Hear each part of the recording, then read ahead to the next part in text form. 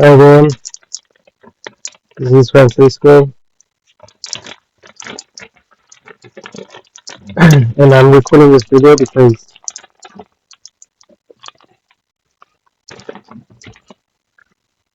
I believe that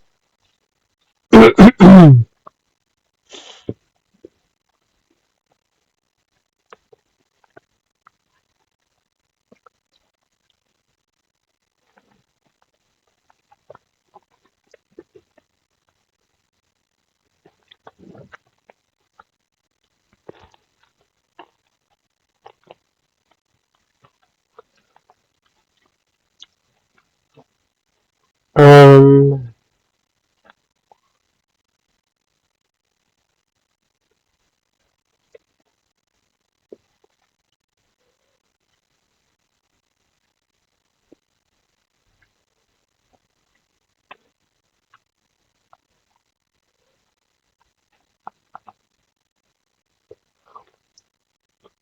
looking at this poverty in LA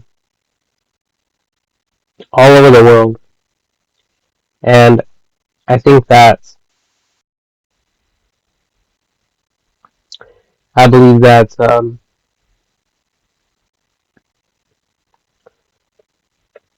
I think that it is a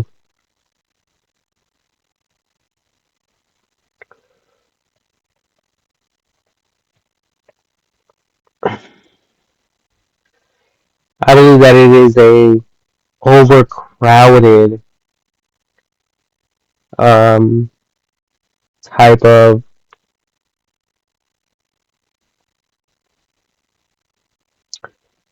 experience that people are facing all over the world, and I think that the people living on the streets, is the overflow. That's why they allow this to happen. Because what I believe is that the jails are getting so packed with people that eventually they allow, they actually kick out these these people out of jail on purpose so that the jail system won't have to support them. So the jail system won't have to feed them. So we see that the system is all corrupted. Okay, and people like I remember um, when I was in jail, I heard someone saying that it's actually better for some of these like illegal immigrants or for some people to be in there than to be on the streets. And some of them get arrested on purpose just so that they can have um, like a nice place to stay and so that they can get food um, for free and stuff like that. Okay, um, so all of this homelessness is very unacceptable in my eyes. I believe that um, people shouldn't be living on the streets, right? Because we can go to Google Maps,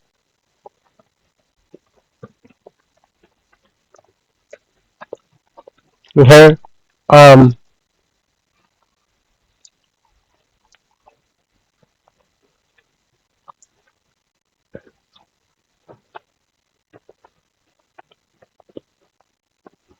and okay, this is where I live, okay?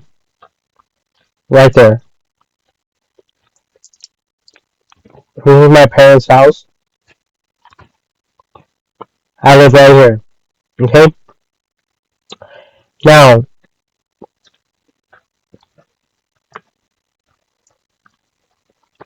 over here, if we go to satellite view, um, right here on La Sierra Avenue and Indiana Avenue, right, right past this shopping center right here, right behind it, there's a channel of water, and on Indiana Avenue, and over here, right behind Ralph's, there's a ton of like bums, and they have a tent right here. There's like a guy and a girl, and then over here as well, um, right behind our house, this house right here in the corner, 11261 address. This one right here, it just burned down. Um, Price Courts, okay. This one right here, it just got burnt down. Okay, I don't know the full story, so I'm not even going to get into it.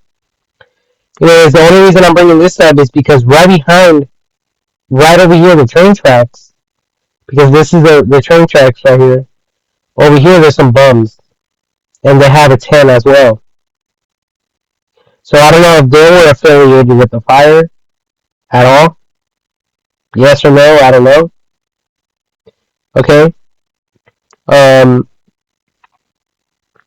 Under this bridge on La Sierra Avenue, there's a lot of homelessness activity. People have tents. They're living above the freeway there. And there's also, like today we passed right here Chevron, the Chevron right here, and there's bums. Um, there's bums hanging out like right here in this area, right here. Okay. So they're everywhere, and it's very discouraging to see this. I don't even think these people should be allowed on the street, especially if they're homeless, if they don't have anywhere to go. And I'm thinking that since the jails are so overcrowded with people,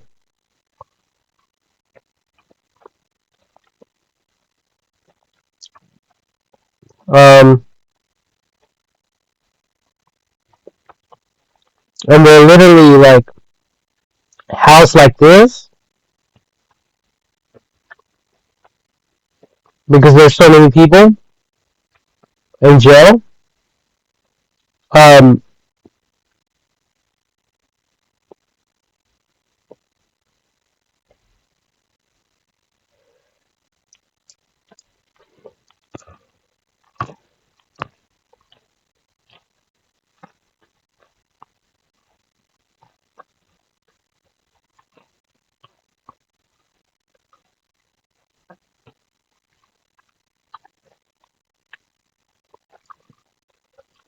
um, I believe that. Yeah, that was a good picture. Um, this one right here. Because look at this. There's a bunch of beds right next to each other. It's crazy. It's insane. Okay. Um, and knowing knowing that these people are going in there on purpose um, makes it even more like interesting and awkward. Okay, because technically these people who are on the streets,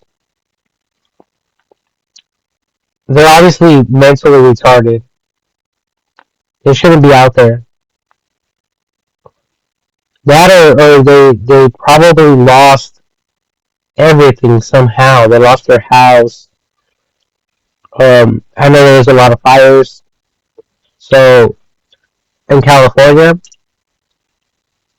so that could have been the result of that as well. Um,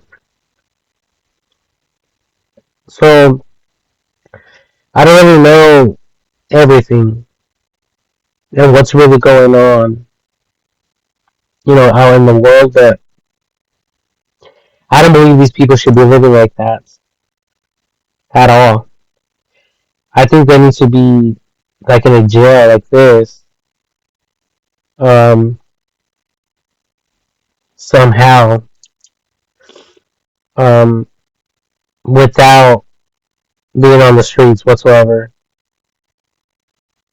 Because a lot of people are growing up and they're witnessing that,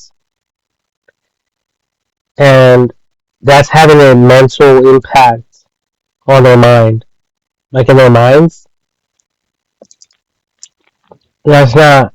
It's not healthy. It's not.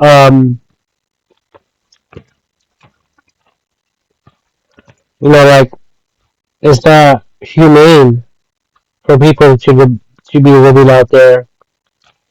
Um, because they're on private property. Okay, and they shouldn't be sleeping,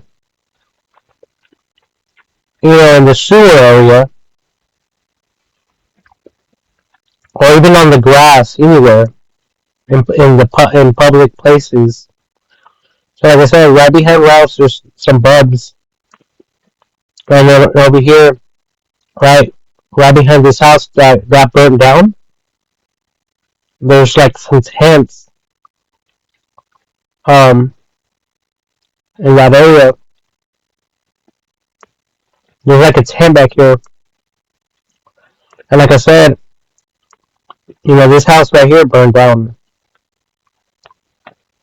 So maybe I don't know. I just look at it like suspicious, like some like suspicious activity going on. Um, and what the heck is this? Is this a car? Oh, that's a car, but it's on the road. Like honestly, I wouldn't be surprised if these guys are sleeping on top of the roofs of these shopping centers.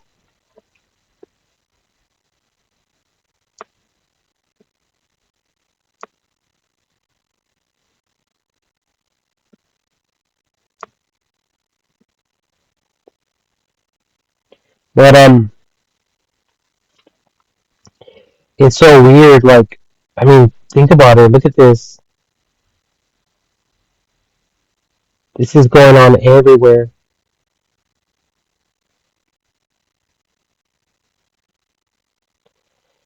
And look at they're taking over the walkways and stuff. Like they have no right to be on the sidewalks like this. First of all, it's not even safe. Like where the heck is code enforcement? Where's the police at? Like if a car veers off over here and kills people, like hello, they're sleeping right there. They're not allowed to be sleeping there. If a vehicle decides to go here and drive on the sidewalk, it would technically take all these people out. It could probably hurt them and kill them. Not that that's going to happen, but I mean, think about it. You guys are allowing that to happen. Um, and and then you guys are giving people tickets for, the police are giving people tickets for like code enforcement,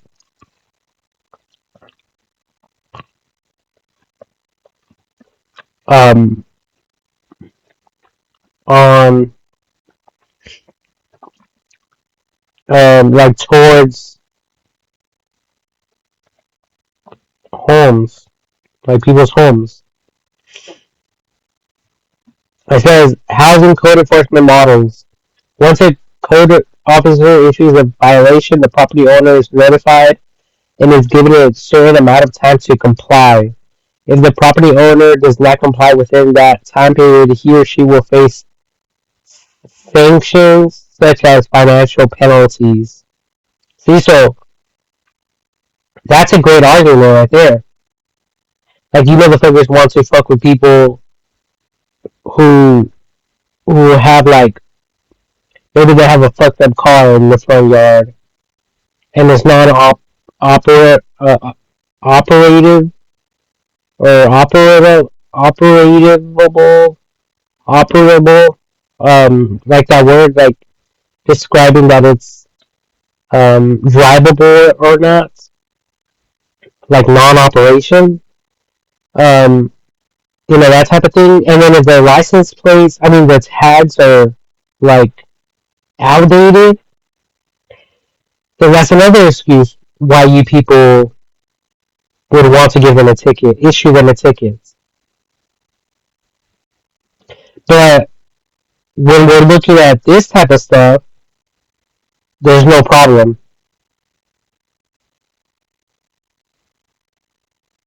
That's a fucking problem.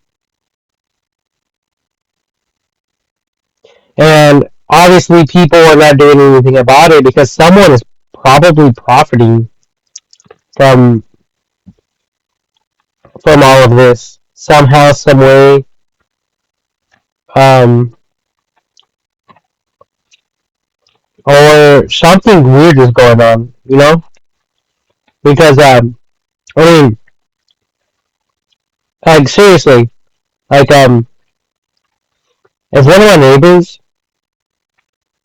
has like a beat up car and we call code enforcement, most likely, or like if we go to the code enforcement websites, like right here, uh, local housing solutions, and we find, like, let's say we find something that is in violation, um, violations. Some jurisdic- jurisdictions rely primarily on residents to report possible violations, while others take a more proactive approach and conduct windshield surveys or other inspections on a regular basis. Building code enforcement is undertaken by a local Department of Buildings and is typically carried out by reviewing design plans and issuing permits when new construction or renovation is going to be undertaken. Housing code inspection models, housing code enforcement models. Um, um,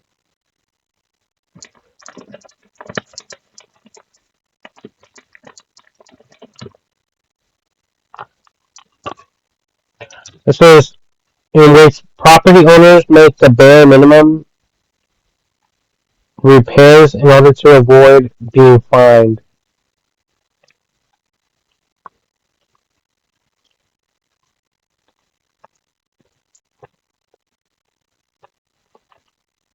Um,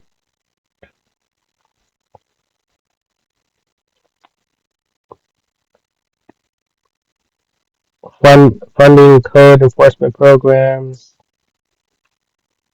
Other aspects of code enforcement programs: educational, financing mechanisms for repairs, community-based programming. Example,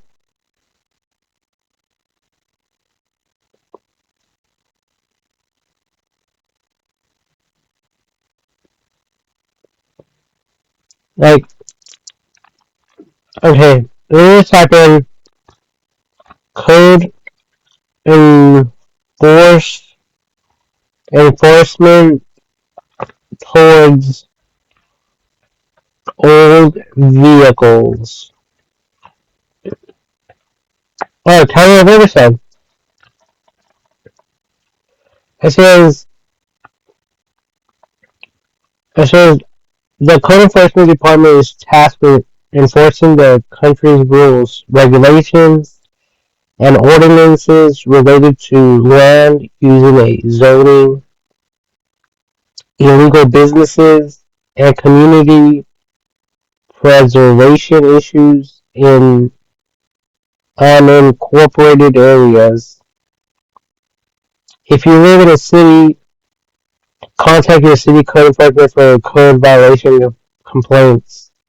For additional information, please visit your city website for instructions on reporting code violations. So what are examples of code violations? Because I never really listened to this. Um, let's type in some examples of code violations. Oh, in California? I see them in California. Yeah, right here. In California. Now let's look at some images. Oh, it said junk. Junk. Junk. That's a violation. Junk. Junk. An old RV. You want to see that? Um,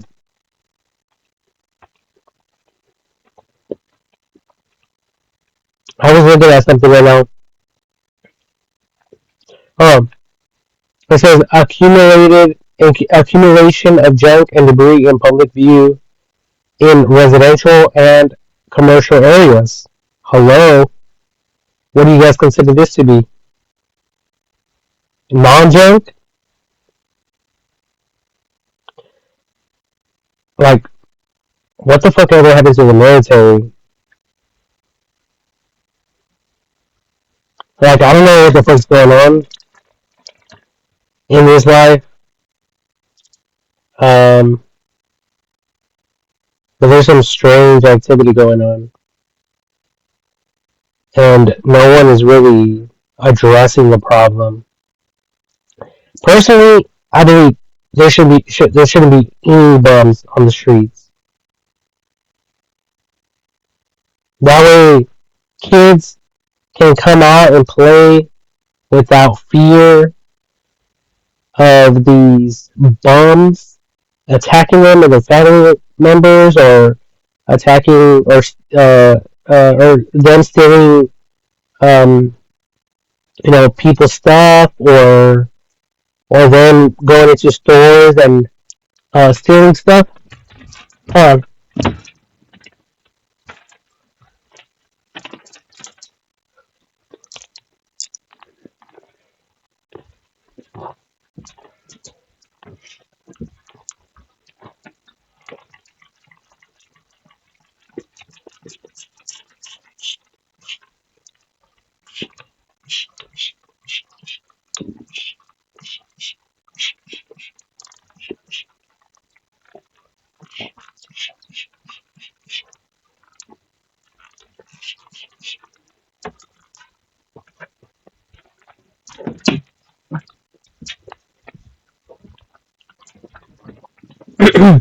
um,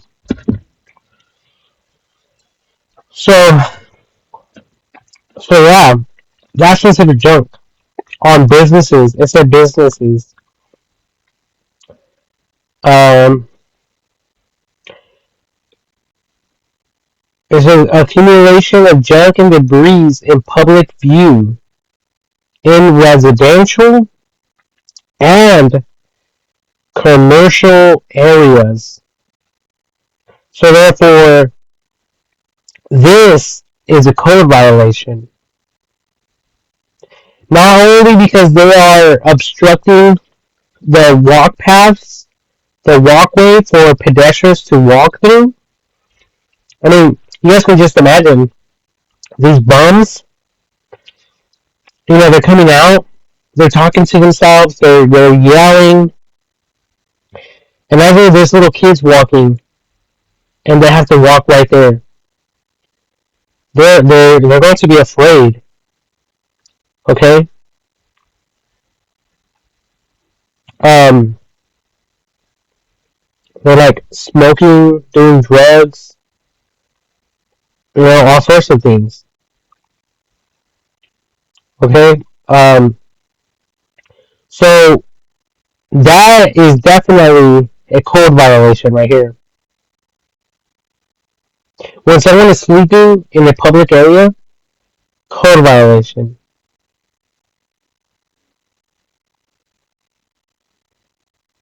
If someone has a basket filled with junk,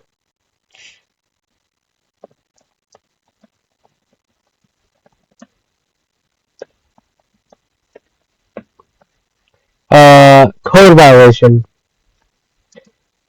Junk, bums. Oh my god, am I spelling bums correctly?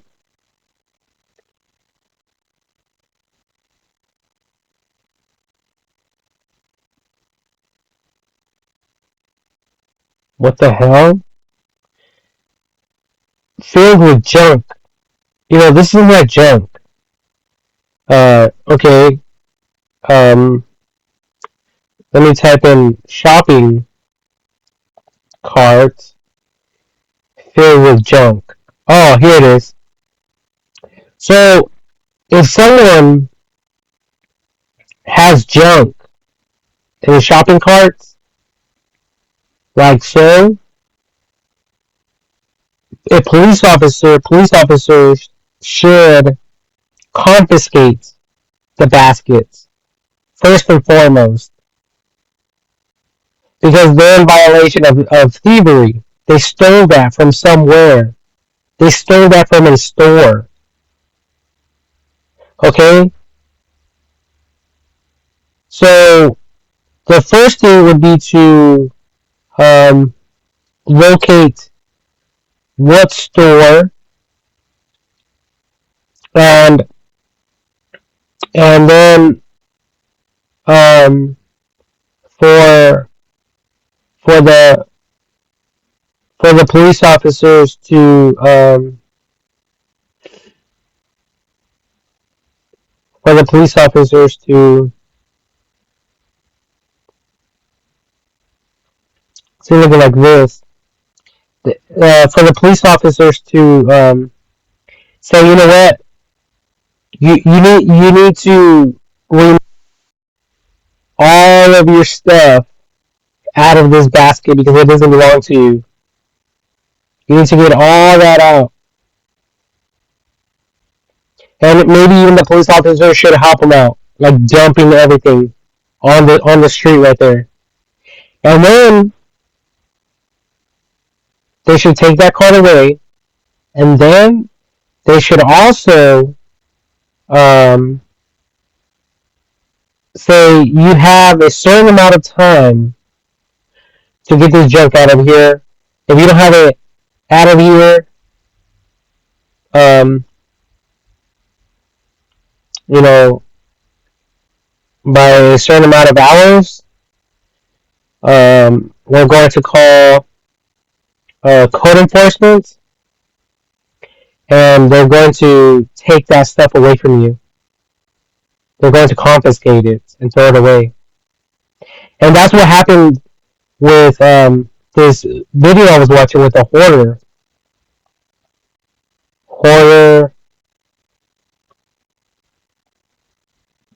um, taking junk on the street and code in, enforcement is called to the scene. Okay,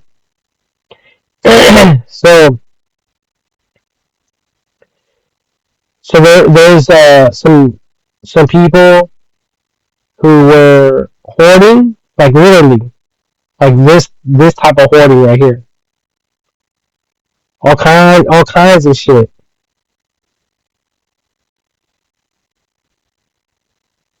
Okay, all kinds of shit, and the lady didn't want to get rid of any of her personal belongings.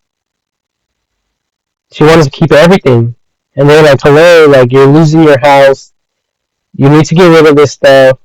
And these people were like being super helpful. They even sold everything that she had and gave her the money. So they did like an auction on everything. They got rid of it, and they were nice enough to give her, I think, like $14,000 or something like that. Okay, so she was very lucky. So like when people are walking around like this, first of all, this does not belong to them. That's a code enforcement. That's thieving. That's stealing, shopping cart vi- violation. Stealing shopping cart violation. Shopping cart thief. California Business and Professions Code. Okay, so if you're a police officer, um, you know, you know now that that is a crime. And typically, it says it like right here on the advertisements. Um, but honestly, like, who the heck's going to go online and buy shopping carts unless you own a business? And these people who are stealing them have made a bigger problem because now we all have to deal with those cards with the keys. And I think I seen something like that in there. Yeah, this one. Um, Walmart customer shares hack to avoid using coin activated cards. Well, anyways, there's the coin thing, okay, and um, and that's a problem that these people created because they're stealing all the fucking shopping carts.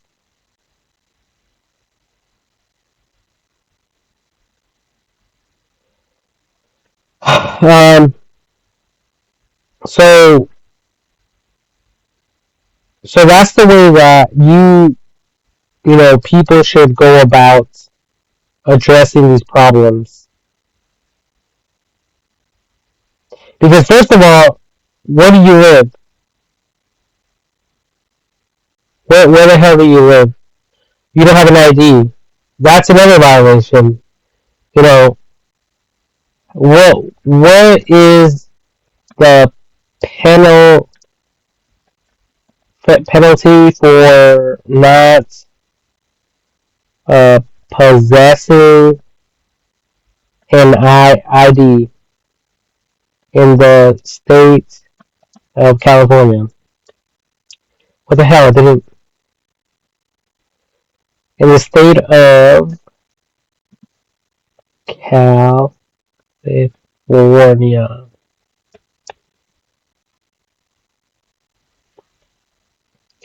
Fake ID. If you are caught with a fake ID, the penalty is a minimum of $250 fine and or 24 through 32 hours of community service, or a maximum 1,000 fine and or 6 months in the county jail.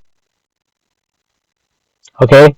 Plus 1 year suspension of your driver's license. If you don't have a license, you have to wait an extra year to get one. See? So if these people don't have an ID, that's automatic 6 months in jail right there. Okay, so that'll give you guys time to call code enforcement so they can pick up the junk. And trust me, I've seen how they do it. They have these big uh junk waste management, junk waste management, like arms to haul junk away. And then there's images for that. Um,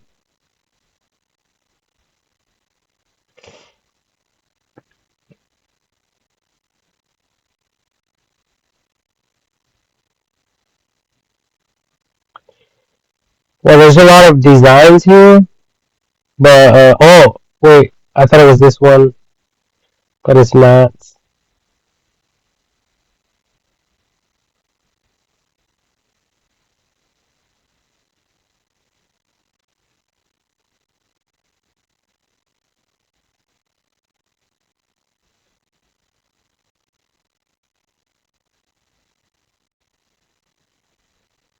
Well, anyways, it was like code enforcement,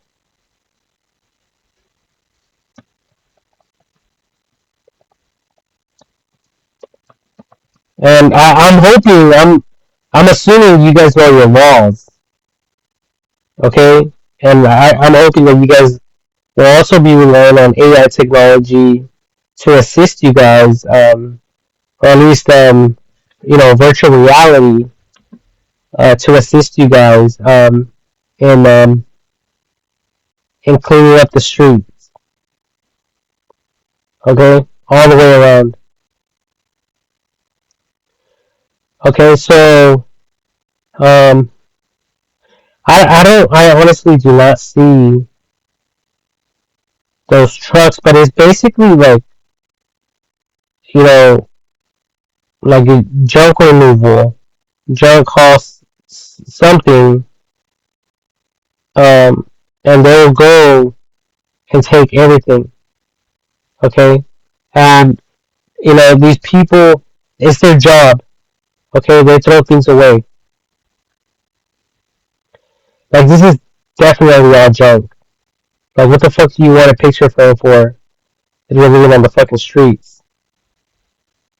A little fucking bike.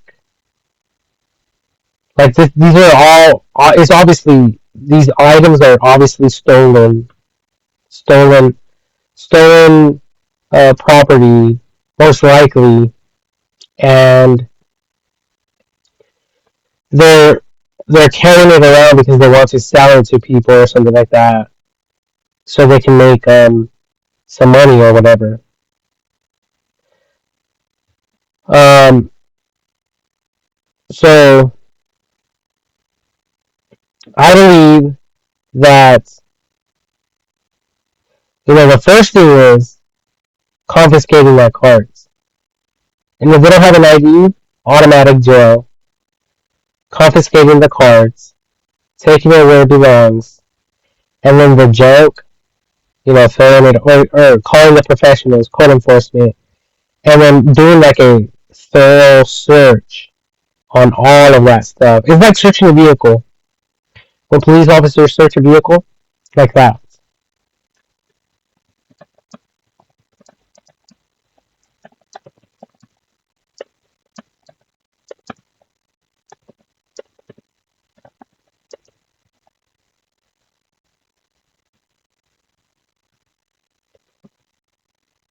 So, just like this. Even with the K9, you know, the same shit. So these people are walking around with all this stuff, and then not just that, but then there's this all these tents. Like first of all, you're in violation of blocking the sidewalk. It's either you guys leave by a certain time tomorrow, or we're going to come back. And then automatically, if they don't have an ID, that's 6 months in jail automatically. And then and then there's their belongings. It can be thrown away in the trash or donated, or code enforcement can take care of the junk. They can resell it or whatever they have to do. No one cares. And these people need to be like in a sober living home, or like in a group home, or somewhere other than the streets.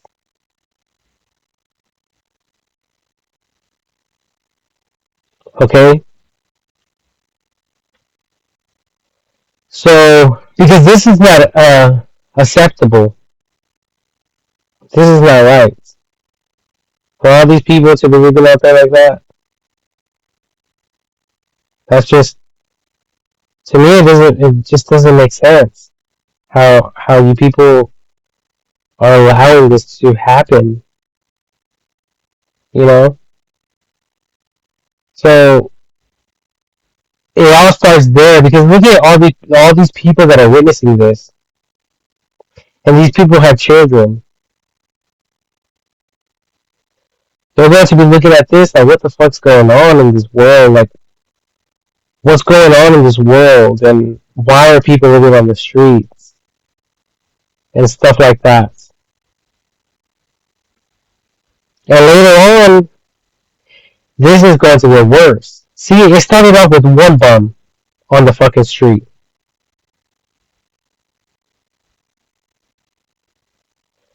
It started off with one fucking bum on the street.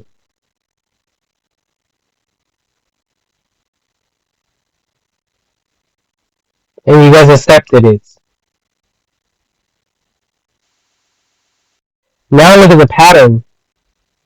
The pattern has gotten much worse. Because that's all this is. It's a pattern. It's like vehicles that multiplied. It's like houses that multiplied. It's like cell phones that multiplied. Everything is multiplying. Everything in the world is multiplying. Okay? And if you guys don't do anything about it from the very beginning, then it's going to get worse. It's going to multiply. The problem is only going to get more and more worse before it gets better. Alright? So, that's what I believe in. Okay, and then obviously if you guys can find anything in the tents that's illegal, that's an extra charge you guys can add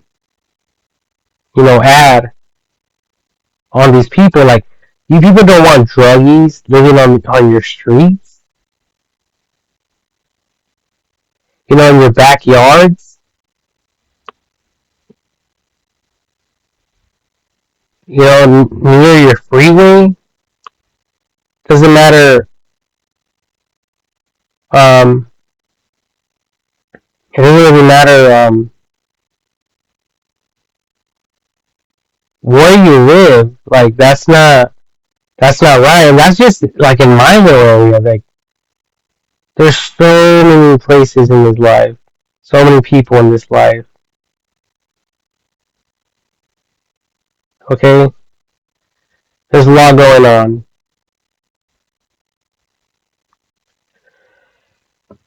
So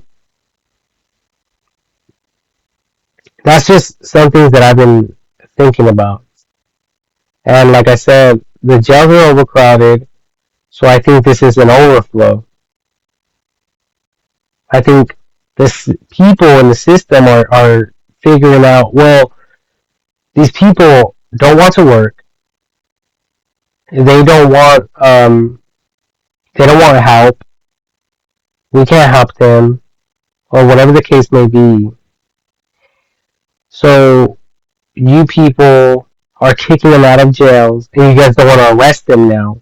You guys just want them to suffer in public, in our public streets, in our public communities, and that's a problem that you guys are not addressing. Like I don't know why these people are in jail. Maybe they're in there for real serious crimes. That or they're the only people that will listen to the people, the jailers. Maybe they clean, maybe they go work. Maybe you guys are using them as slaves. But these people over here, maybe they're not having it. So that's where you guys probably put them. Like who? No one's here advising me or telling me what's really going on. And there's like nothing on the internet that I know of that can tell me otherwise regarding this problem. And a lot of you don't even care. And it's freaking hot in here. My bedroom. Jesus Christ.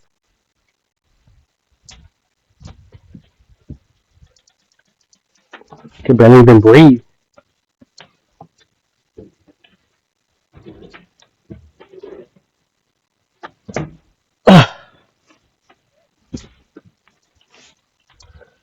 um,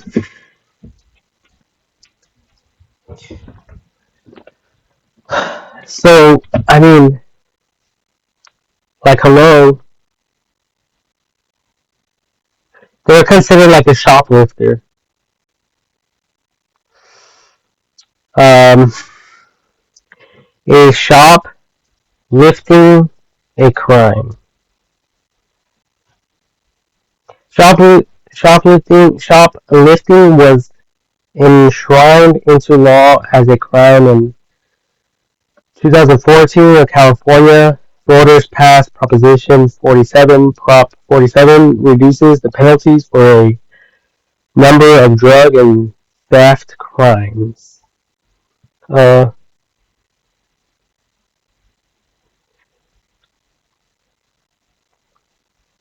don't even know what that means.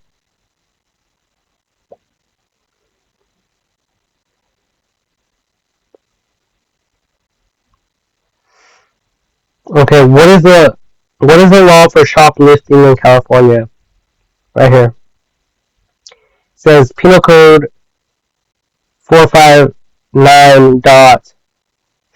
PC.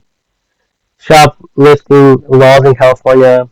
PC, which stands for Penal Code 459.5, is always a misdemeanor offense carrying up to 6 months in county jail. Okay, so automatically that's county jail time. If they don't have an ID, that's 6 months. They have a shopping cart, that's another 6 months for shoplifting. For stealing, they stole something from a store. Those carts belong to the fucking stores. That's a year in jail. And a fine of up to $1,000. If you have prior theft convictions, the penalties will increase.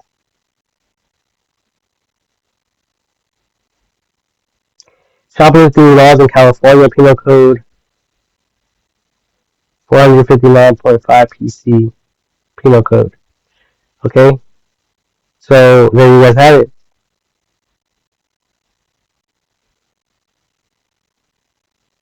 But like I said,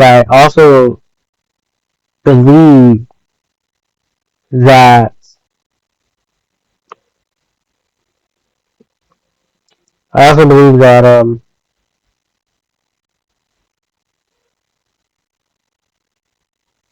yeah, that these people shouldn't be out there like that. You know,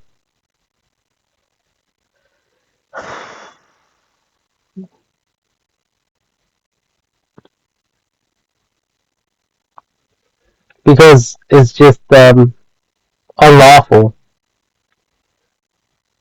super unlawful,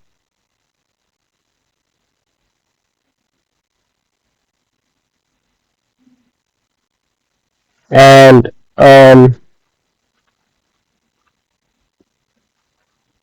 if you guys don't do anything about it right now, like I said, this problem, these problems are only going to worsen over time. And not just that, but innocent people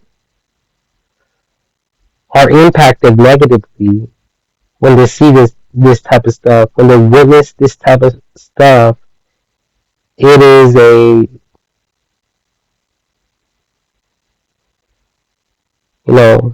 like a mental thing, and it's not good for them to see this. Um, so in other words, it's a major problem. Like, and they're not dumb. Like they're over there doing drugs. Like I seen them today. They were right there by Chevron. They had like a big crowd. I think they even have a tent. They have a bunch of shopping carts and tents, and they're like covering their faces, and they're like smoking crack right there.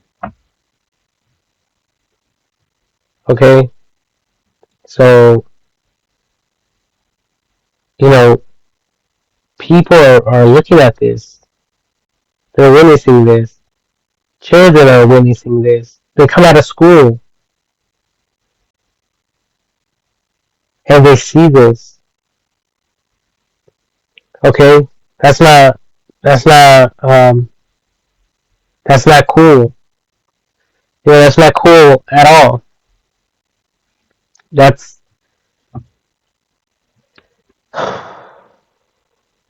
super fucked up that these children have to witness this.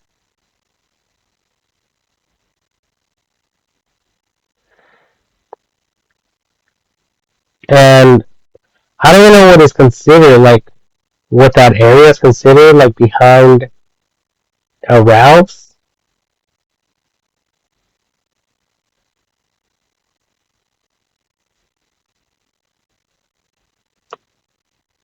Right here, this water channel.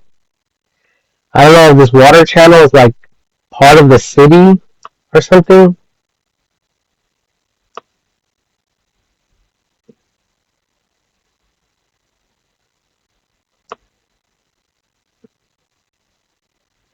But right in here, somewhere back here, there's bum activity. And there's a sign right here. I just can't really see it that well.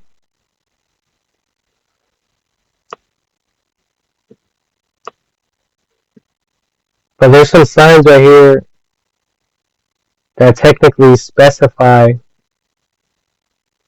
It says that there are trespassing violators will be prosecuted. Unauthorized vehicles parked in designated designated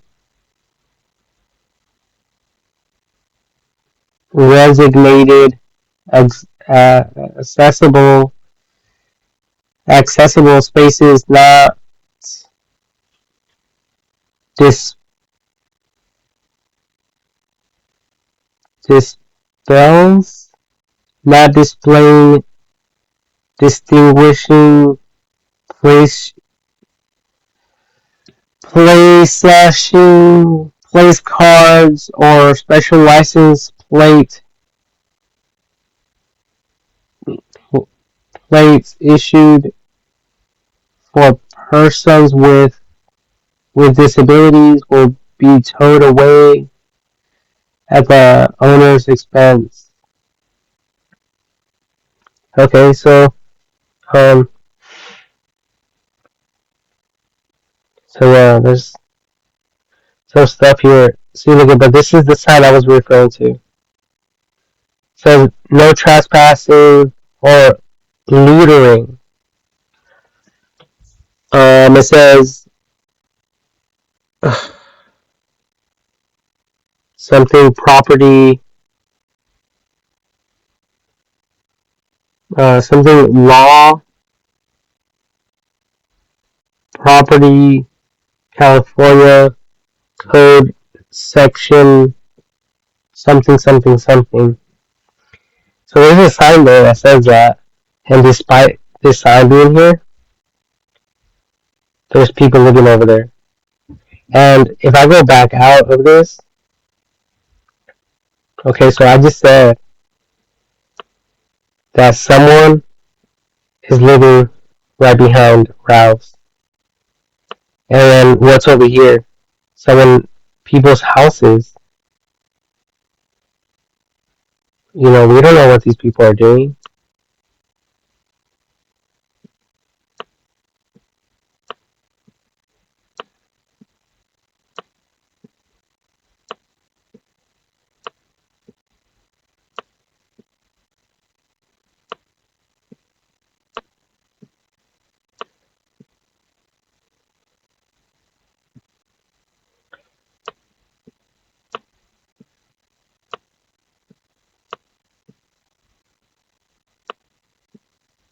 And I just noticed that we are like the only house with a swimming pool that is not filled up.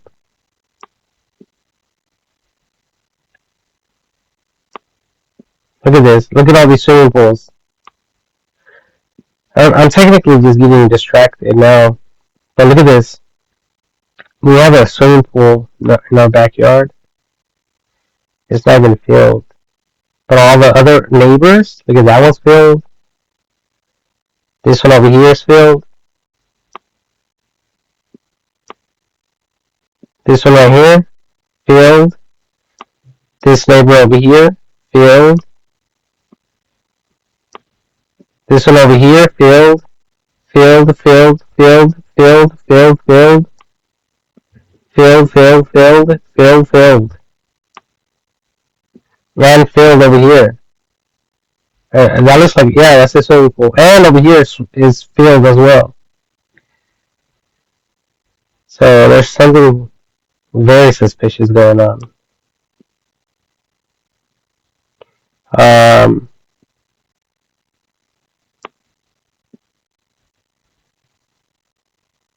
so right here by the La Sierra station, train station, Metrolink, Riverside La Sierra Metrolink station. Like I said, watch, we could probably even see some bum activity. It's kind of hard to see it.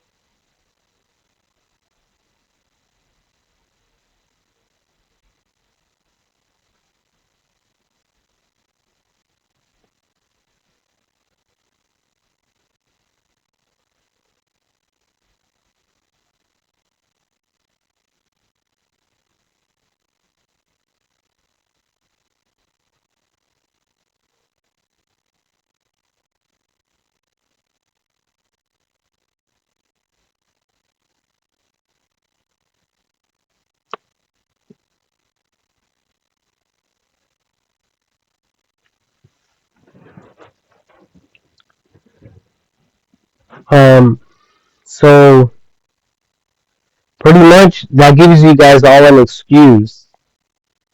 If you're part of the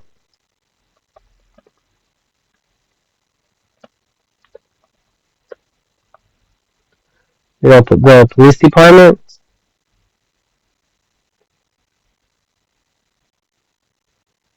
or any police department, um, that's good reason to arrest them. And like I said, I already typed in um I already typed in um shopping cart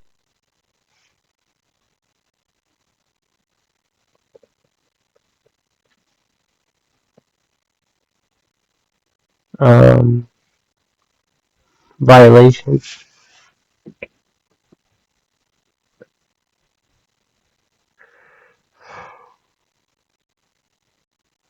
Um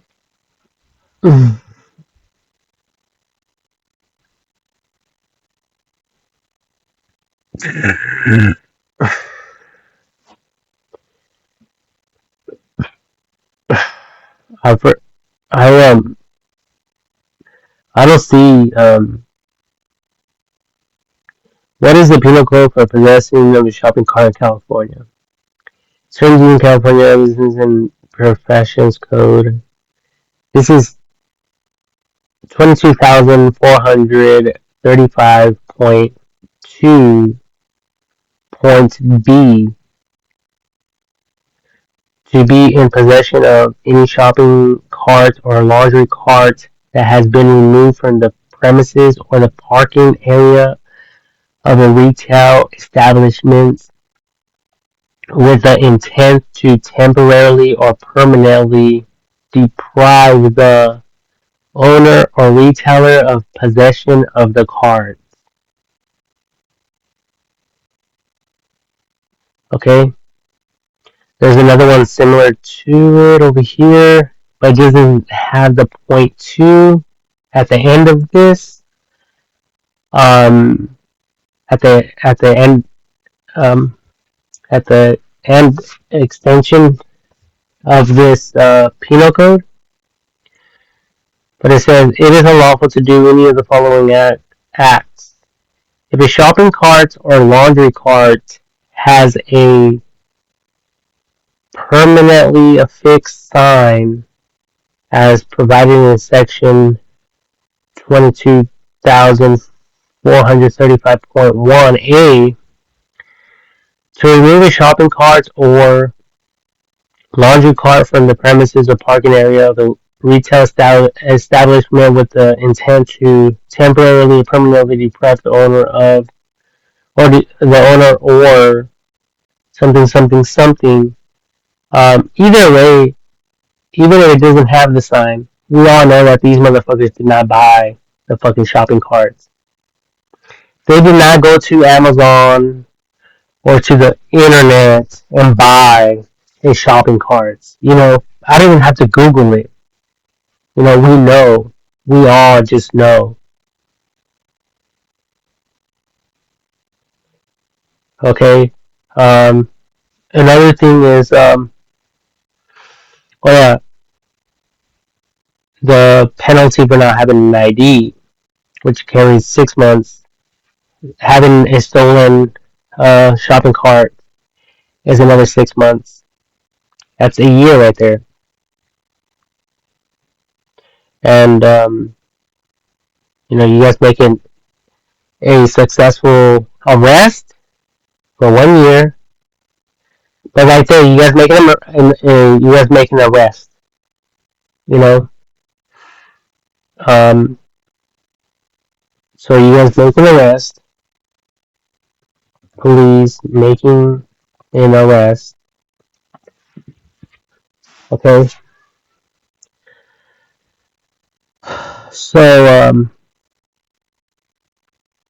You guys make an arrest. Okay? And now you guys would have to confiscate the junk.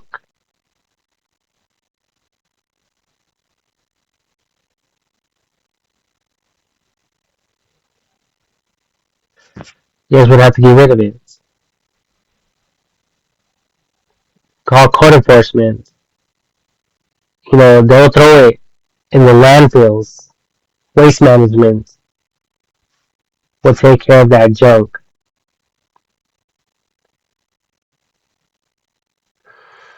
But I think that before you guys throw it away, you guys should also search it. And as you're searching through it, you're removing all of the contents out of the basket onto a safe place until code enforcement arrives to take and throw away, confiscate and throw away this junk. Okay? That's the way that it should be done.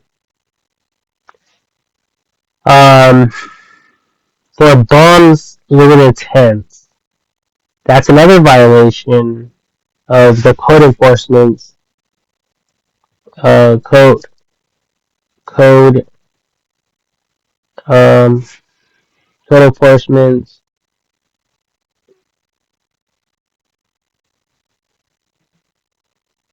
uh, code enforcement examples.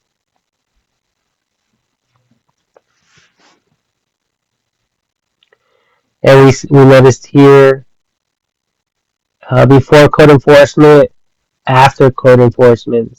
See that? Um, so that's that. That's it. This is what the hell, man? Do I have a fucking do I have a fucking flu on me or something? Okay, so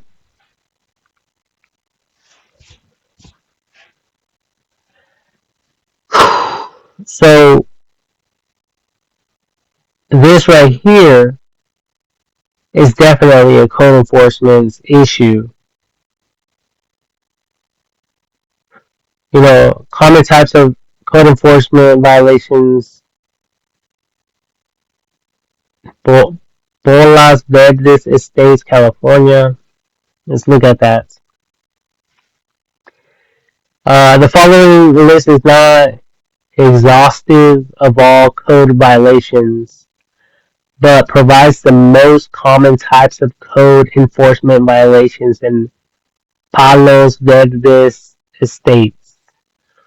It says overgrown, dead, or dying vegetation, and then there's the code for that.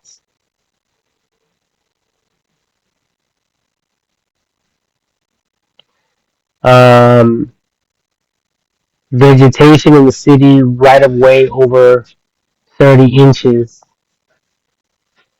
Unpermitted construction. Um, in encroachments in parklands or city right of way. Prohibited discharge. Substandard premises. Public nuisances. In a inoperable, that's the word, inoperable vehicle. Vehicle that's not inoperable. Okay? Not working. And I've actually seen a non-operable vehicle um, over here in Corona off Lincoln.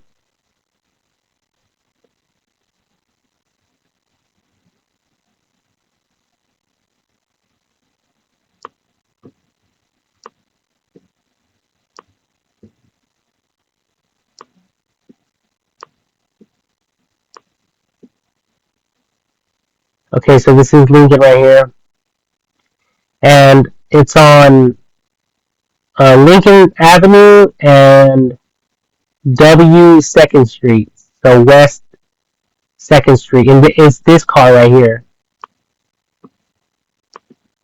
that one right there.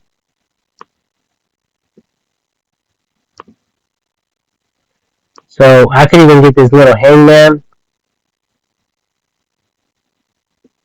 and drop him right there and show you guys the vehicle. It's this one right here. This vehicle, they're using it for advertising, but it's not even operable.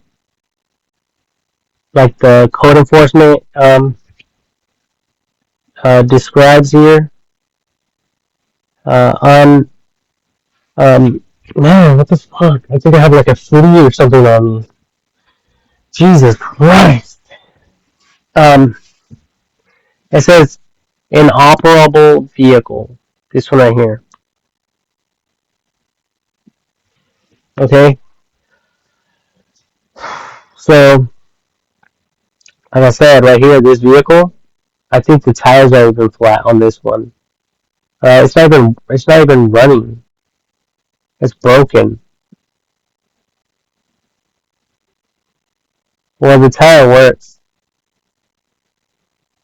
But last time I passed by there, the tags on this thing were 2006, I believe. What the hell?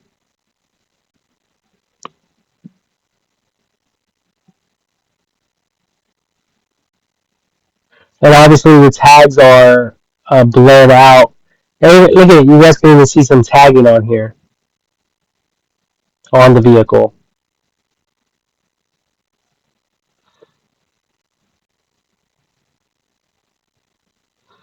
So obviously Google Maps is, you know, covering the license plates on purpose. But this van right here, they're using this to advertise one of these businesses in here, and that one is very um, unoperable. Okay, so that's about code violation, and it needs to be towed away at the owner's expense. All right. Refuse placement, business license, POD storage container. What is this one about? I wonder. Home occupation, unauthorized hauler. Athens is the city's approved service provider, whatever. Mechanical equipment, noise in R1 zone. Short-term or vacation rentals in the R1 zone. Recreational vehicles, vessels, screening. Um,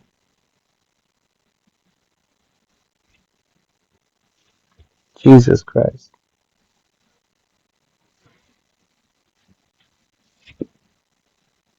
We've been dealing with these little gnats in here. That's probably what it is. I feel agitated. But I don't see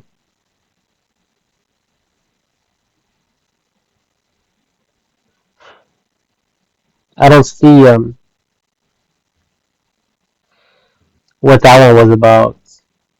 Barking dogs. This is another one. Waterways.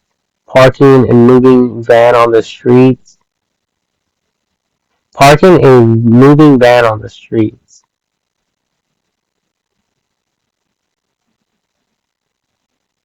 Parking a moving van on the street. Whatever that means. Vegetation on a private property blocking views. Trees and vegetation on public property.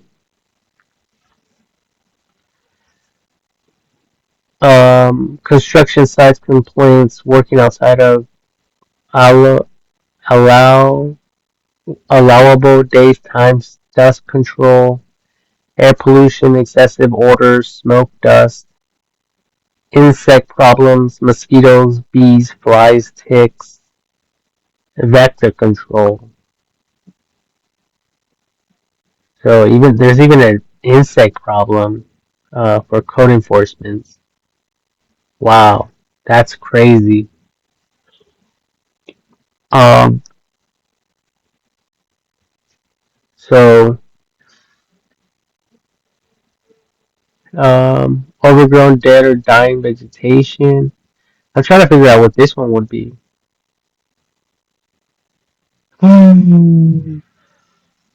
Prohibited discharge.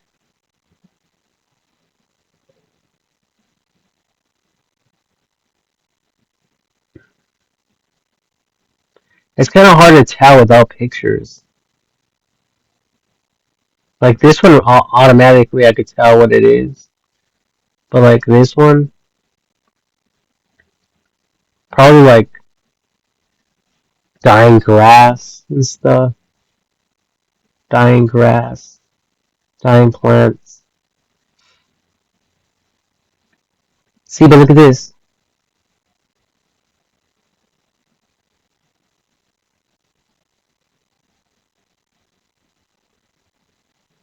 This is a problem. Court Enforcement Gallery, Casa Grande, Arizona.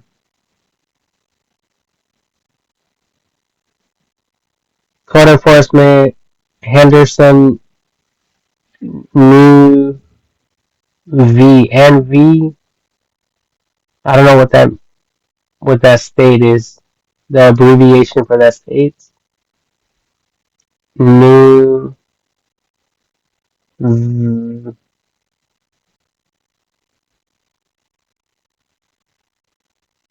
have no idea what that one stands for.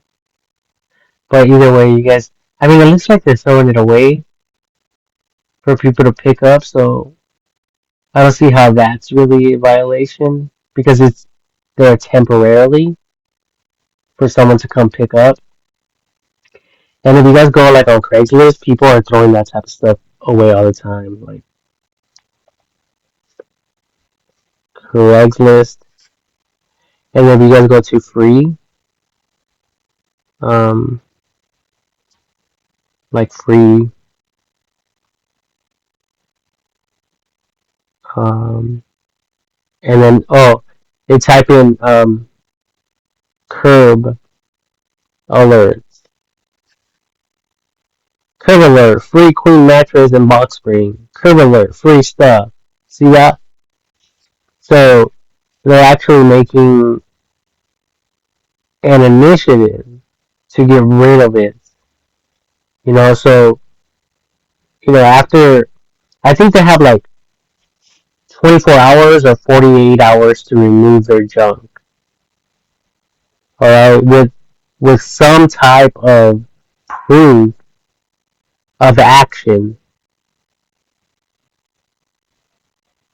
Okay, so these bums, they're not going to be able to provide proof of action. They're not going to say, "Oh, my family member's going to come pick it up right now." They won't even be able to provide you guys with numbers and stuff like that. Unless you guys had a digital ID, unless you guys could access their Facebook accounts or something like that, for them to have access to their contacts so they can call one of their loved ones. Maybe that way I can see this happening. But other than that, I don't think they will have a reliable source of help or even that or even a reliable contact for the police officers to reach out, to call them so they can come and pick this stuff up, right? So when we're looking at this type of junk on the walkway right here, it's kind of like this. Okay, it reminds you definitely of this. Um, At least these people are making an initiative. They're advertising like, hey, we have this out on the curb. There is a curb alert. Come pick it up. Whoever wants it, it's there for the taking.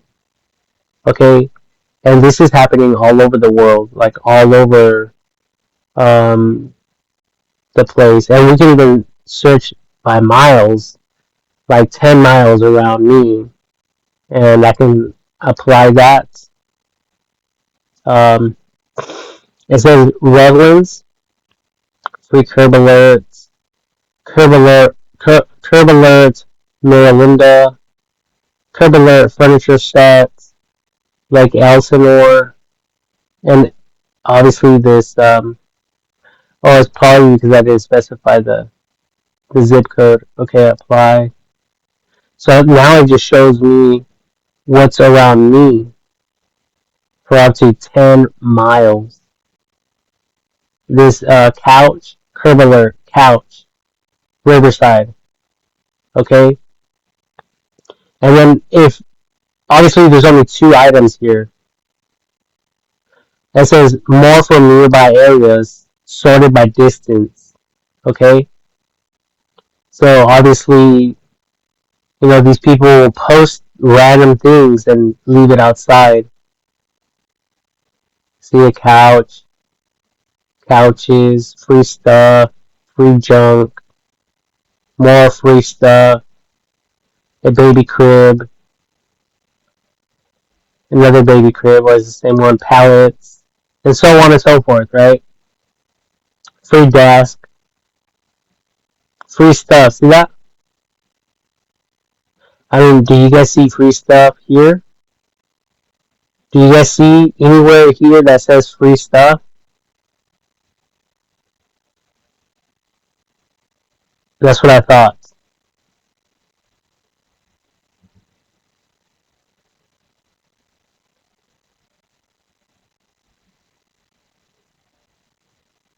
So,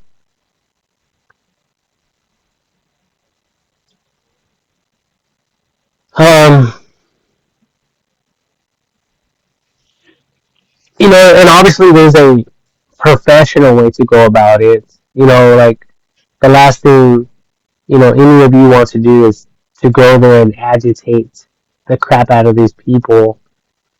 The best way to do it will be to address one of them at a time. And if someone tries to come and listen and voice their opinion, like, wait a minute, step aside and this other police officer is going to talk to you. And you guys can deal with each and every single one of them individually, starting off with their ID. They have their ID. Um, that's when they're still in violation of putting their crap out there. You know, um, Violations for camping in public places. And I was just reminded right now, when we go camping, we have to pay the park rangers a camping fee. Okay, entry fees and passes. Okay, when we go camping, we have to pay money to set up a tent and stuff like that. It says travel advisory: no priority can be given to pass holders or to reservations or for reservations is what they meant to say, not to. Anyways, state park and admittance and use are subject to available space. If you will be traveling to the park on a weekend, consider coming to the park at opening hours. Opening hours in the summer is 6 a.m. The park goes into closure to all vehicle traffic when the lake is at boat capacity 450 vessels or when all the parking areas are full. All vehicles must wait in line for park entry. January 2022 fee rate change. Please refer to the fee table for new rates for standard day use per vehicle, 9 persons or less per vehicle. Uh, Peak season weekend, Saturday and Sunday, $20 fee per vehicle, Memorial Day to Labor Day. Holiday, $20 per vehicle, Memorial Day, July 4th or Labor Day. Day use, $10 per vehicle, 9 persons or less per vehicle. Day use, $10. Senior day use, $2 off. Disabled discount vehicle, 1.5 fee. Disabled discount boats, 1.5 fee. Small bus, $30. Large bus, $60. And so on and so forth. Okay,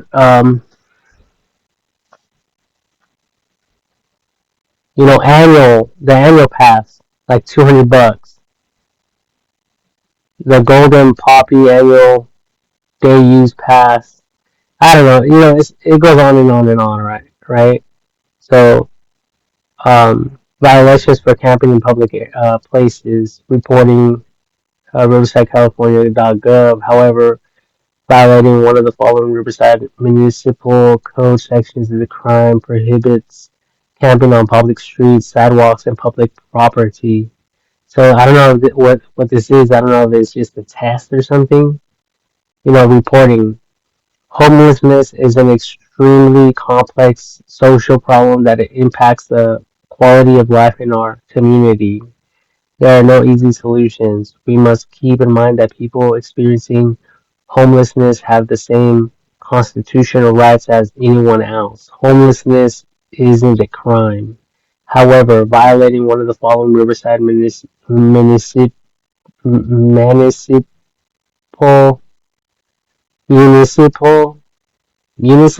municipal whatever code sections is a crime, and these regulations have been put in place to ensure that our community remains safe.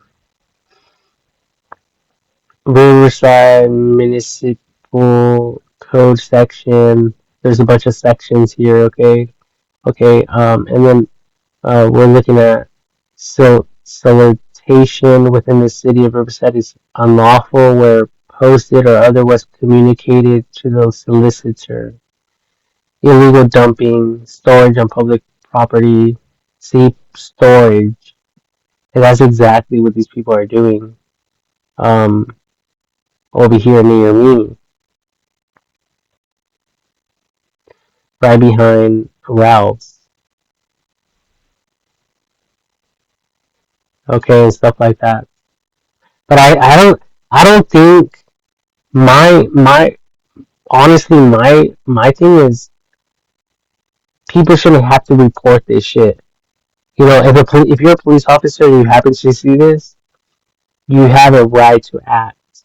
You have a right to report what's going on and to take action from that moment on.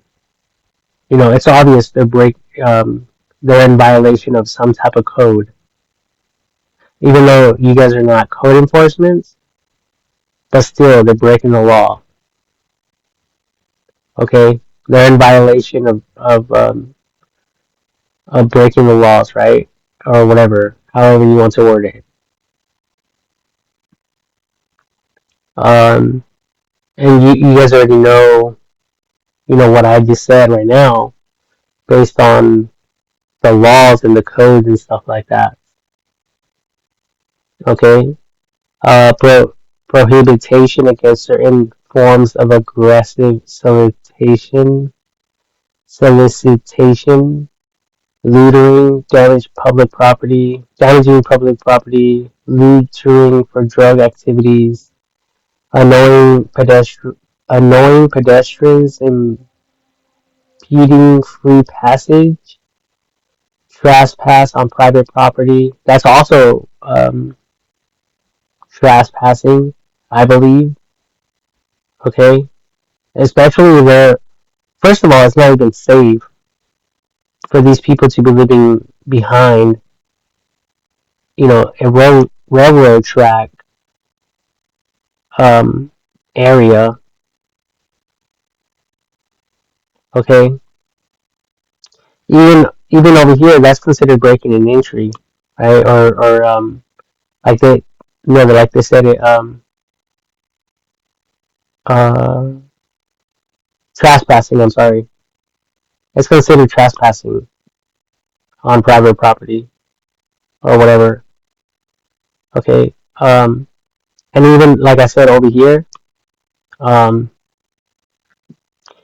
inside this water channel where the water runs, the city water or whatever, the sewage or whatever this is. Oh, dang, there might be a tent right here where we can see. There's something purple right here. You guys see that? Maybe that's an old one. But the one I'm talking about is like more down here, and it's big.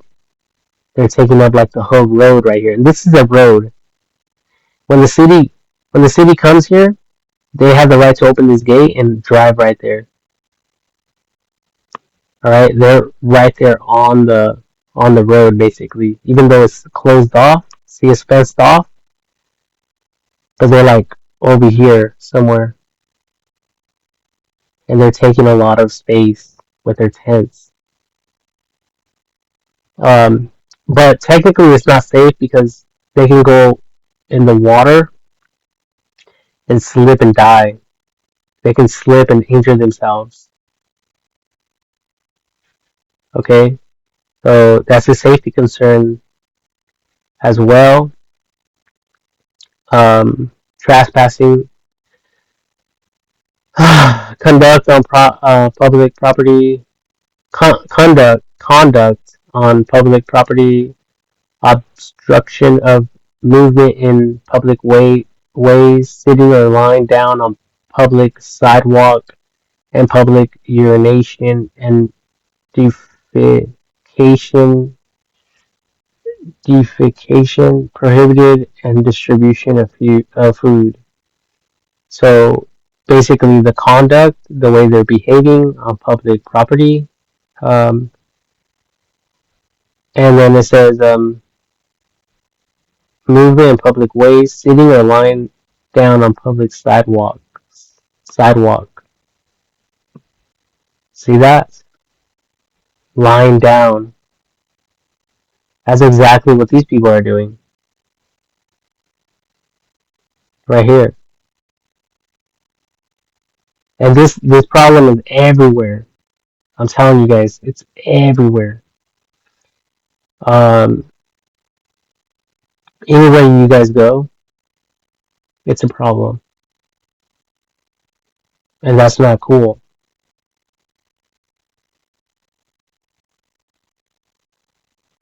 It's not cool at all. So I believe that police officers should have access to these people's um, Facebook accounts so that these people can have some type of communication with their loved ones. That, or they could do that at the jail. So even at the jail, um, um, holding tank,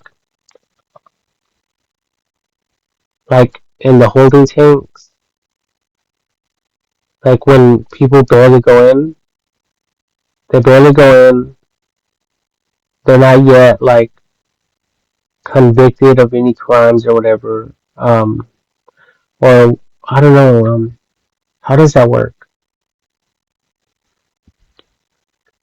Well, anyways, they're like some like in some type of holding tank like this, and then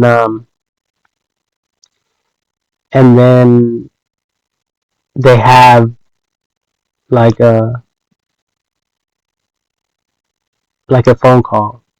They get allowed one phone call or whatever. I don't know. It's actually a Hollywood myth that you get that one and only one phone call after arrest. People often imagine that if the first person that they call doesn't pick up, they're out of luck. You actually get up to three calls. Okay, so they're flexible with this. Okay, but I believe that since we have Facebook, and we have Messenger and other social media platforms, I believe that people like the jail should have access to certain user information, especially um, if it's to like contact family members or whatever, or friends, on behalf of the inmates. This person who was arrested. Now, I don't believe that they should have the right to alter or um, what's the word, like, I don't know if fornicate would be a word for that, or like anyway altering or posting um, posting on behalf of another user. I think it should be illegal. But if the county jail is pulling this up for good intent, good reasons, good intentions, with the intent to help the person, getting in communication, or having some type of um, communication with someone, you know, then I think that's a good thing. Because when, like, for instance, if I get locked up, I don't know any phone numbers. I rely so much on social media. Excuse me, I have to use the restroom.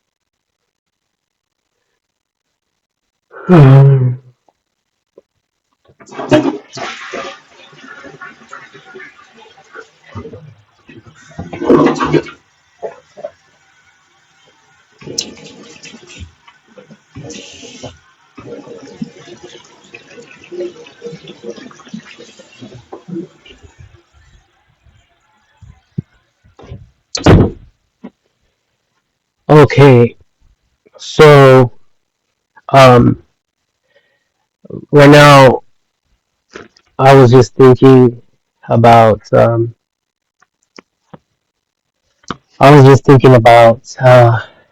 uh, like humans. They're not animals like dogs, like stray dogs. And like we read here, these people have um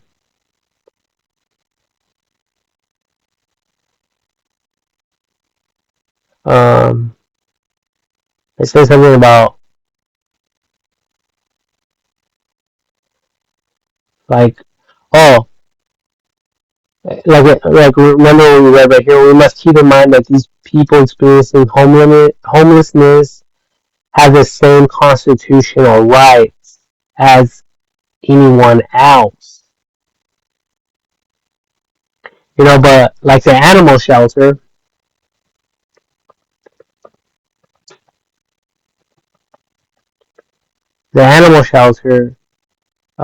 when someone um, reports a dog, like a stray dog on the road or like out there, the animal shelter, um, they will go and pick these dogs up. Okay, so I believe the same should be true with these people, and obviously, like I said, if if they don't have a state DMV state issued ID, then they should automatically be arrested for further investigation, investigating, like if they're wanted or like if they're in the run or they have any like outstanding type of warrants for their arrest or whatever the case may be. That way you guys can do a background check. Um, and usually, I mean, 6 months is enough time for that.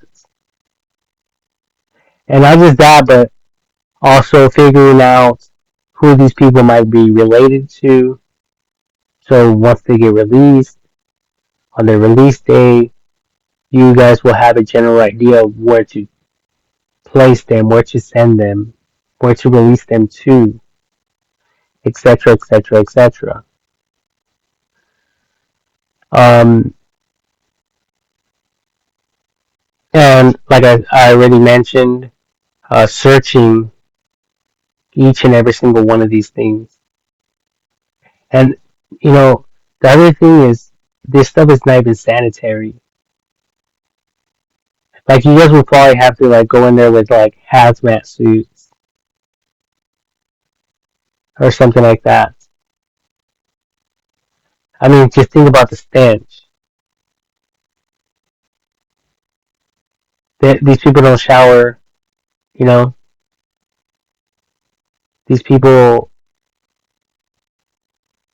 are literally out there for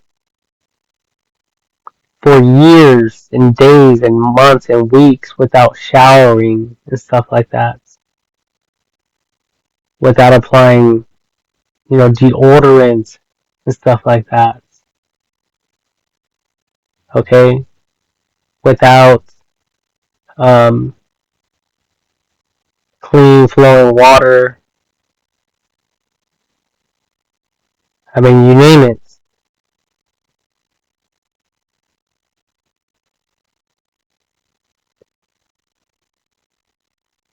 All right, so I don't understand all of this. Honestly, I don't.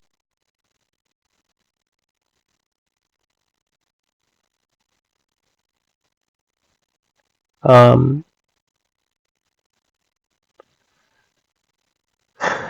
and despite me saying all of this and sharing all of this, um, I don't think anyone is really going to do anything about this. That's the sad thing about it because it's impacting everyone negatively. Um, and not just that, but like let's say, like I remember growing up and I I would hang out with like my friends and I don't know, like maybe after school We would hang out and maybe drink a little bit, maybe smoke a little bit of weed, but not too crazy, you know? But now, if kids are out there on the loose, now these young kids with dysfunctional homes like Crossroads Church has been preaching about, dysfunctional homes or families. Yeah, a dysfunctional family. Okay, this is what they have up right now at at Crossroads Church. Okay, now imagine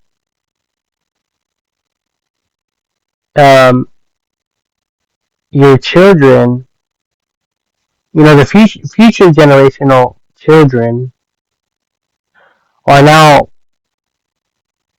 getting intermingled with these other people who want to do drugs, and now some of these bums can actually befriend some of these kids because they're everywhere. Before, like I was saying, let's go back in history a little bit. Maybe there was like one or two bums. That's it. And everyone was like, "Oh, that guy's crazy. He's always drunk." We thought it was a joke. And we thought it was funny that he was always drunk. You know, but now they're everywhere. And we're talking about kids with drug issues.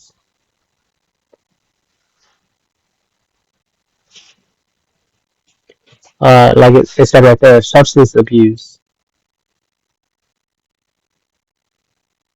They're drinking, stuff like that. They're doing drugs. Um, and then they're out there on the streets. And now there's like no way to avoid these bums. Okay, for them, they can't um, avoid these people. Especially, and they're not going to turn them down. Like they're not going to say, "Hey, get out of here, kids. You're just kids, and like we don't want you guys around." If they're smoking, they have weed. If they have alcohol and stuff like that, if they're smoking, most likely, um, depending on what type of drug they're doing, they have access to that. They have access to these drugs. So now the problem has magnified drastically. Now instead of these kids playing amongst themselves, now they're like, growing up and they're bored and we all get it. They want to like experiment with drugs and like normal, typical kids, right? But now there's this, and that's a problem. Like I mean, I don't think I need to sit here and express every single possibility or every single line of logic for all of you to understand what the fuck I'm talking about and for all of you to get it. Or do I? Imagine that, but kids are walking through here And let's say is these kids with these dysfunctional families, and now they're walking through there, and they're not going to want to leave that area. They're not going to like want to go back home, and they're going to think it's normal. Like, what the heck? Like, why even go to school? Why even go home? Some of them might even say, like runaway children.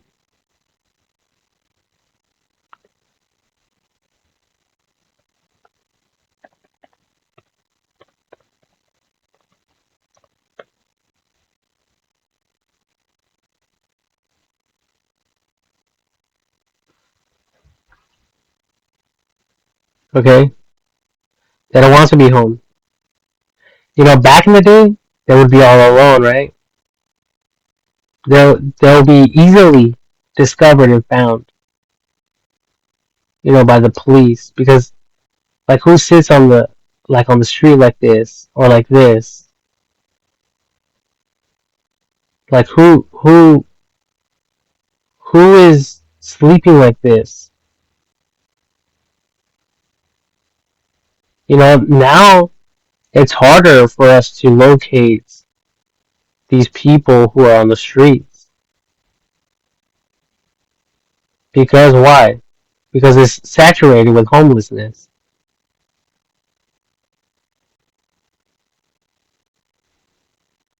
So, I mean, I'm telling you guys, this is not cool.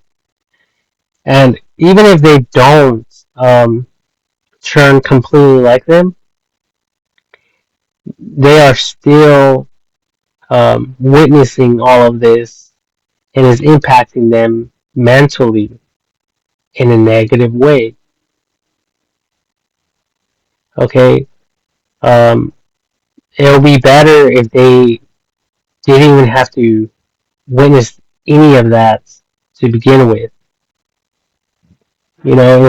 If they were just put away, like sent to jail or sent to a mental institution, like dogs, who are, dogs that are on the roads, the streets. And if you guys need advice, go talk to animal shelter people. Create a documentary. Like, oh, we're police officers. We don't know how to really go about this problem, but hey, the animal shelter does this every single day. If we really think about it, let's go talk to them.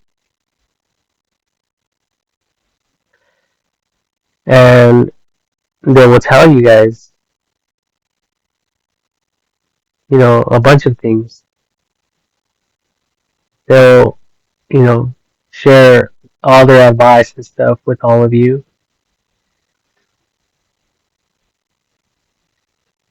openly and freely.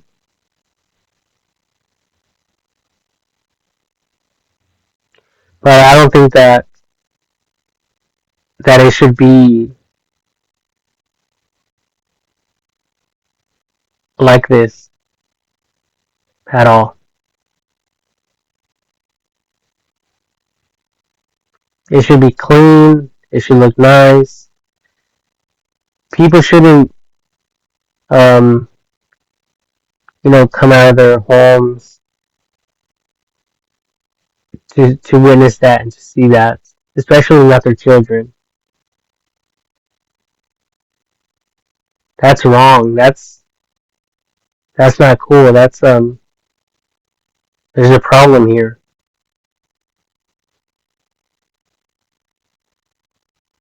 and we need to address it and correct it. We need to fix it somehow, and it all starts with the basics. It all starts with all of us doing our jobs.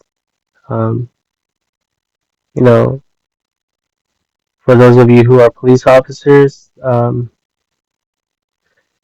all starts with IDing all of them.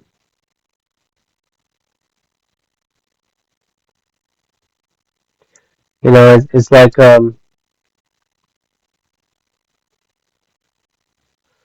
when police officers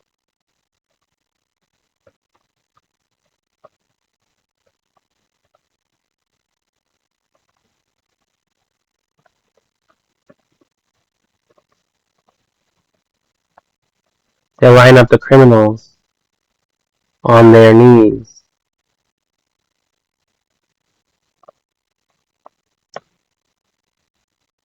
Okay, on their knees, yeah. So, what would be a good example of this?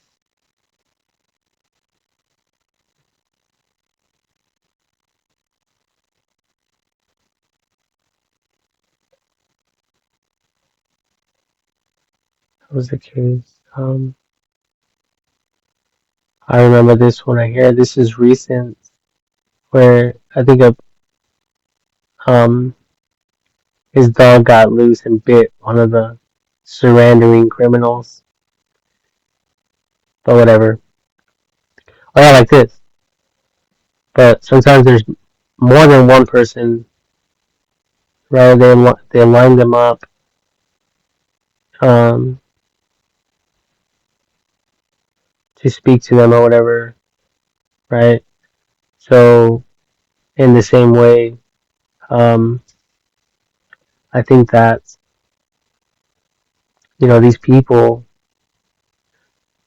they you guys need to go in there strong and separate each and every single one of them individually and addressing them firmly to stay quiet, to remain quiet. And if things get out of hand, making the arrest right away until they understand what type of situation the situation they are in, and failure to provide an ID will result in incarceration. Okay, and that's also a good thing if they don't comply, because that will give you guys an excuse to search these tents. Like, houses are um numbered. These are not. If you guys are talking to a bunch of these bums, you guys don't know which live in which. So the best way to approach this, to hit them, to do like a raid, will be at night when they're actually in there.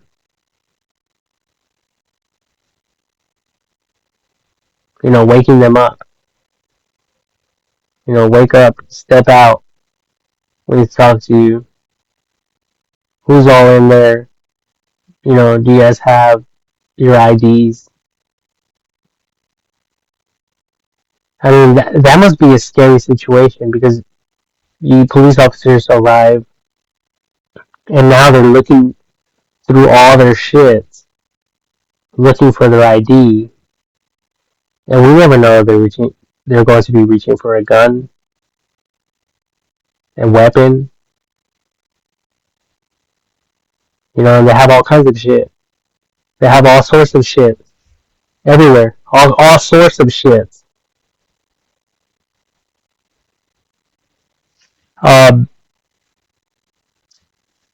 so it all starts with one, and working your guys' way down to eventually get rid of all that stuff.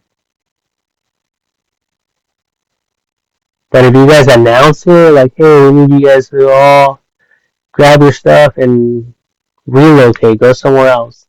You guys are not allowed here. I don't think that's going to work. They need to be addressed individually, um, and if they don't have an ID, they need to be arrested, fingerprinted, photographed, the whole 9 yards. Um, and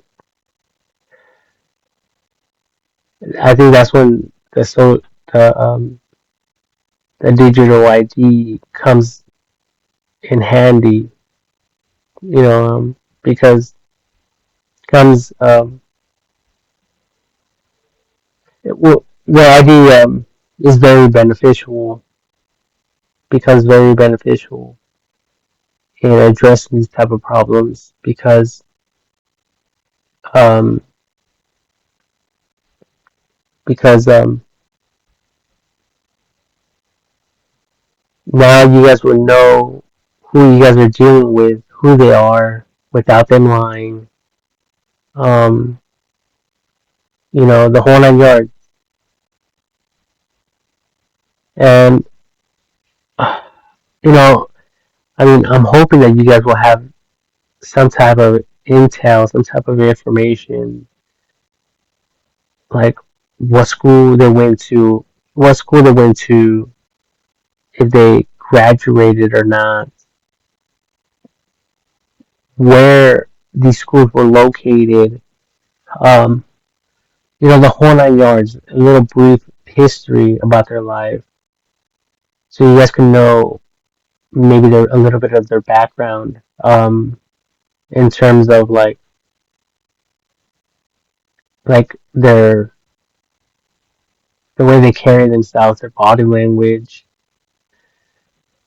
Like, let's say they came from Texas, it would explain their accents, if they have any, and the way that they communicate as well. All that plays a factor. Okay.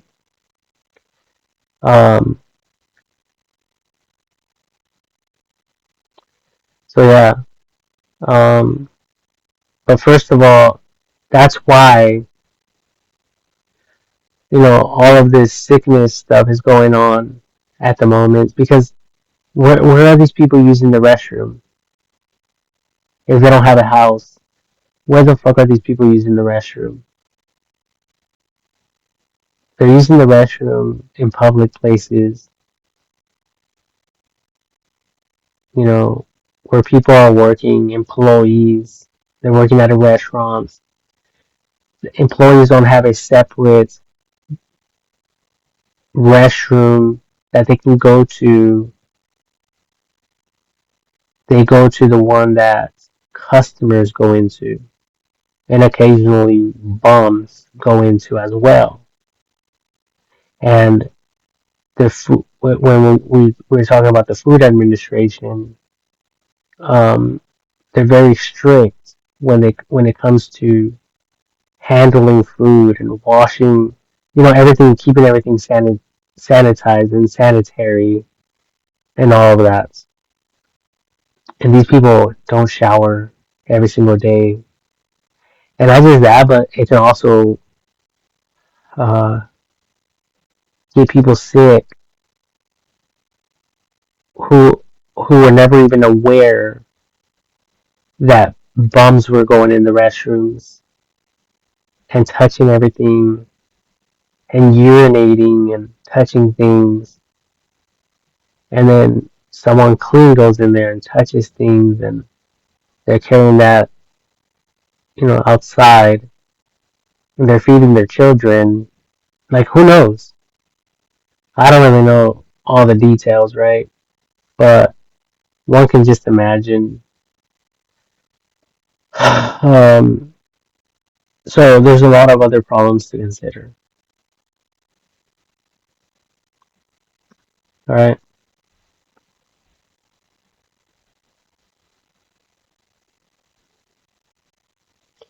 like that, they have to be getting water from somewhere, some type of source of water. Um, just to stay alive. So I don't know if they're going to the local grocery stores, or they're going to a public restroom and getting water there or something. I mean, who knows? Or maybe they're just drinking water off the sewage, the running water in the like the rivers. These rivers that are constantly flowing. Maybe they're grabbing water from there. They're drinking that. Who knows? But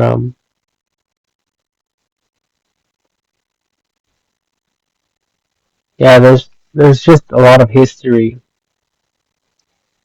and now it's getting worse. And I just don't like where this is going. Personally, I don't.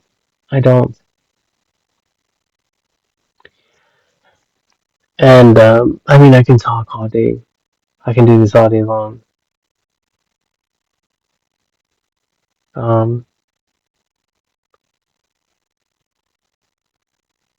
but you know, most of the things that I talk about are um, like futuristic technology. With AI technology. Okay. And I don't know why it created a new window here, but it did. And I'm getting super tired. I'm sleepy. But yeah, AI technology. Um, AI technology. Hopefully, like what I'm talking about is like futuristic with AI technology. Like it's going to either impact us in a positive way or a negative way. And if we all want more positivity to come out of of you know life's problems, like if we want everything to be perfected and improved, then we need to start thinking along these lines, and we need to take action. Okay, because right now it seems like no action is you know no action is taking place, and that's one thing I failed to mention is that when we go to the this view right here, uh, traffic or this view that I'm on right now. For instance, when I zoom into my home address here, it shows the addresses. See that? It shows every single address is every home is tagged. It's like vehicles. Okay, like license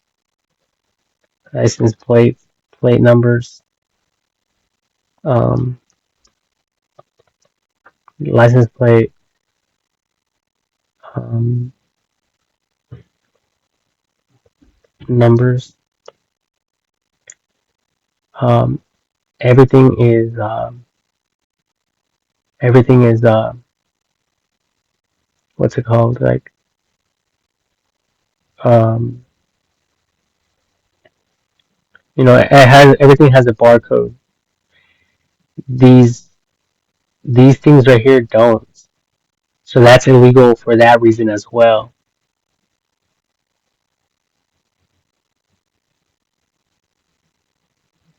Because we don't know. Like, let's say you guys find a dead body in one of them, or you guys find like um, you guys find fucking kilos of drugs in one of them.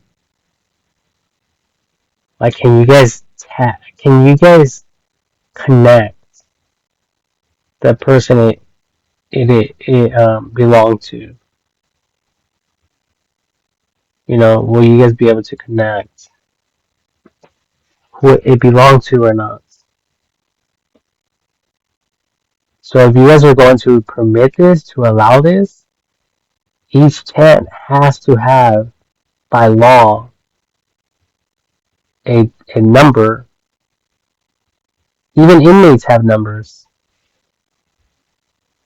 Inmate inmate number number. I thought I seen identification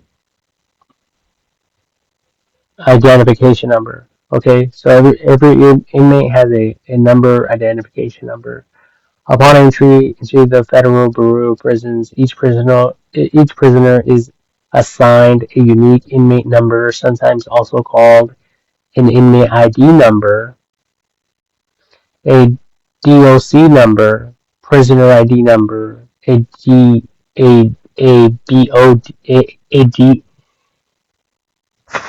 a BOP federal number, or a prison number.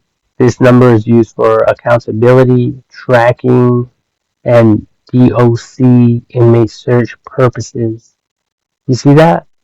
There's structure here. There's everything happens for a reason.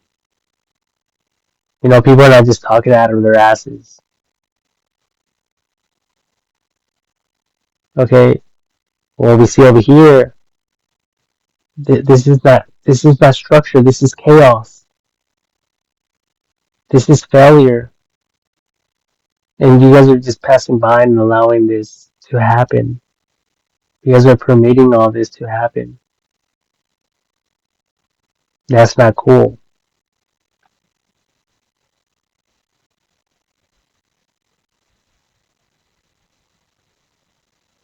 So, anyways, I'm done talking. I just wanted to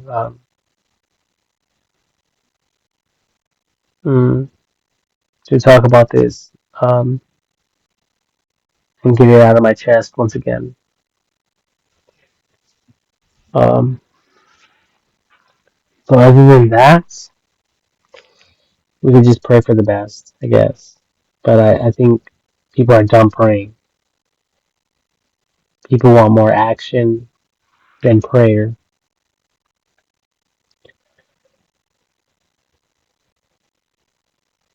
But that, all those bum tents and all that. Like I seen one. Oh, there's another one I seen. Like on the freeway, like on the off ramp. Someone had a tent right there. Like that's dangerous as well. You know, super dangerous. So these people need to be incarcerated. They need to be tested. If they show any signs of education, knowledge, with good senses and good comprehension skills, then they need to be separated from those that aren't on that level. Those that aren't on that level need to be segregated and taken to mental institutions where they can study their brains and they can figure out what the fuck's wrong with them. While on the other hand, these people who are able to use the cell phone and that are smart, we need to also research them and study them with AI technology, um, and see, like, retesting them. With the educational system, we need to retest them to see where they are educationally, because police officers, I think they make arrests. They don't know who they are. They don't know if they graduated, if they went to college. They don't know any of these details. You know, so that's when I believe the digital ID um, should be created, and invented and introduced to the public for every single person, which is, in fact, a a identification number for each and every single user, individual person, however you want to put it or phrase it. That's what I'm referring to. Okay? Because not everyone's fucking retarded. Not everyone's a fucking lunatic. Not everyone's a fucking criminal. Not everyone's the good guys. Not everyone's the bad guys. Okay?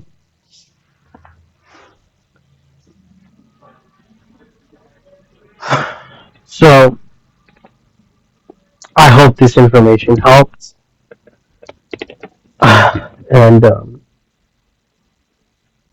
hopefully I can get some rest because it's 1 a.m. in the morning.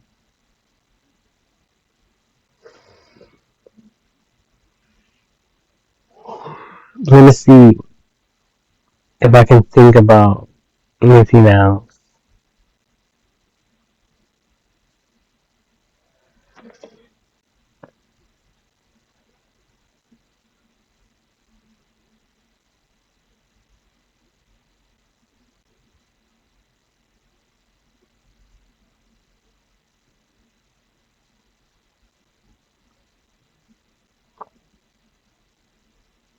Nope, that was all. Bye, everyone. Good night.